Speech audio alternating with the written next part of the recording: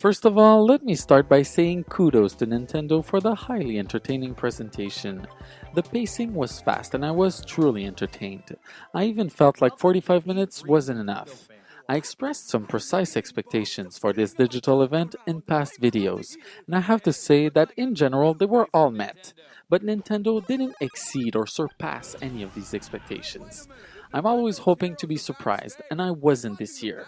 The only thing that could have surprised me was the Mario Maker game, but the news had already leaked on Twitter before. I even posted a picture of the E3 booth on my Twitter account a couple of days before. I wanted more details on the NFC project, and I got it with Amiibo. Now, do I think they're using this technology in a unique and revolutionary way? The answer is no, not at all. For me, it really looks like a project to bring in a couple extra bucks without putting in too much thoughts and efforts. For the moment, Nintendo's initiative doesn't bring NFC any further than Skylanders does. You can find full details about Amiibo on my Facebook page. Then I wanted more details about Yoshi's Yarn that we now know is called Yoshi's Woolly World. For that, Nintendo delivered. Loved the new images that was shown, but I'm still worried it will be too childish and easy like Kirby Epic Yarn was, even though they dissociated this new game from Kirby right from the beginning. It does look really fun, but very babyish at the same time. I was also hoping for a holiday release, and we won't be able to play with Yoshi until 2015. In fact, almost every game shown are planned for release in 2015, and that sucks. Next, I wanted more details about The Legend of Zelda for Wii U, and I got what I wanted, but it was way too short. I'm also disappointed in the graphics shown. It looks like a hybrid between the style of Wind Waker and Skyward Swords. I wasn't blown away like I was hoping to be, but it still looks promising.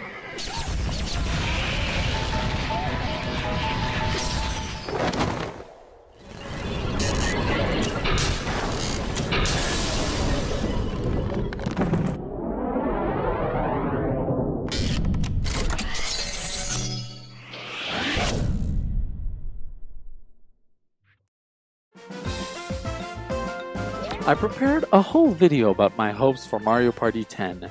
I had my fingers crossed for Nintendo to go big for this 10th game. But for this one, they really missed a great opportunity. They didn't even include the game in their main presentation. What message does that send to the fans? It's like they don't really care about it.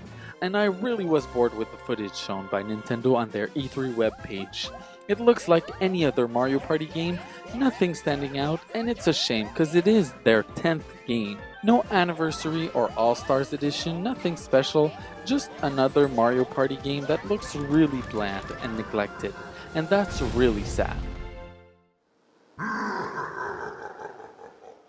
Finally, I asked for more details about the new IPs that they were working on, and again, they delivered with Splatoon.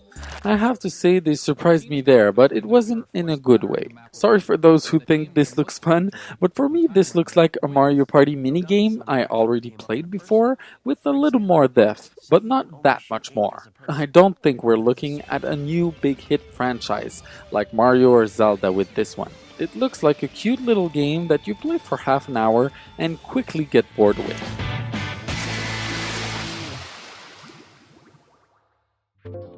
Same thing for Captain Toad. This was a cute little minigame in Super Mario 3D World, but does that mean I want to play that for hours and hours? I doubt it. But I'm happy that the release is planned for this holiday, not 2015 like everything else. I'm hoping Nintendo won't charge full price for this game. If they sell it around $30 like New Super Luigi U was, I think it's reasonable. It's kinda cute though that Toad finally gets a starring role in his very own video game. Good for you, Toad. But the best news for me was the Mario Maker game. It's like a mix of two of my favorite style of games. Games that allow you to build stuff like SimCity or Animal Crossing, and platforming games. It's also the first game that will use the gamepad, in my opinion, at its full potential, at last. I also see a huge opportunity for Nintendo to offer a lot of DLC content with this game. Just imagine, $9.99 for this DLC package that will offer you water levels, or winter levels, or 20 new enemies. But I hope they won't abuse of DLC and offer a fair basic package with lots of items to play around with.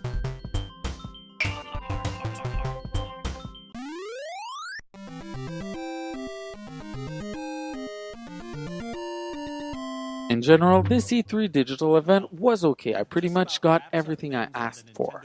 But I wish they would have spent a little less time on games we already heard a lot about, like Smash Brothers, that took the first and last minutes of the show.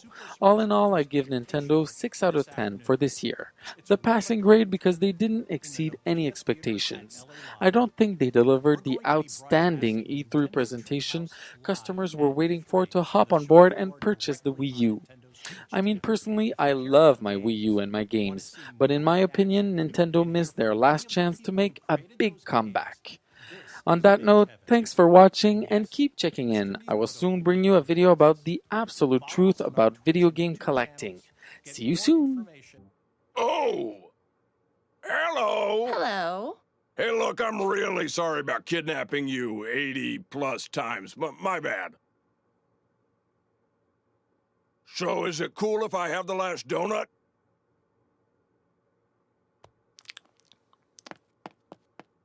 I deserve that.